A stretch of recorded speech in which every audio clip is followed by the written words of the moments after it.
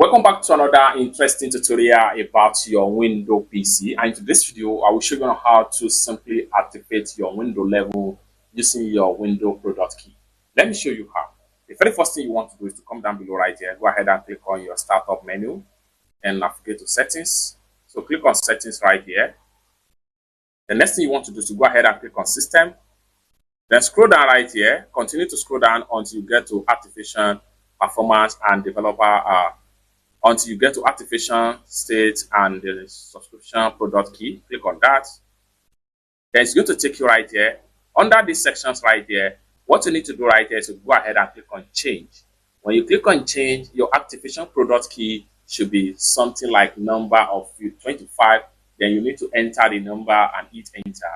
So a quick article that can help you out about this, because I've already activated my window. So activating window with product key, click on this article right here. It will redirect you to a web page whereby you can read full article about window activation right here. Here we go. A window product key is a 25 character code that look like this. This is the example right here.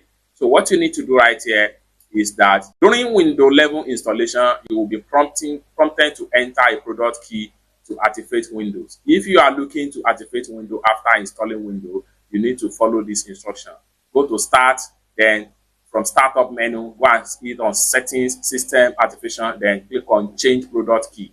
So once you click on change product key, enter the 25 character code in the box that is prompted up like this, then hit on next, and the window will be fully activated once you click on next. And once the window is activated, you're going to have something like this active.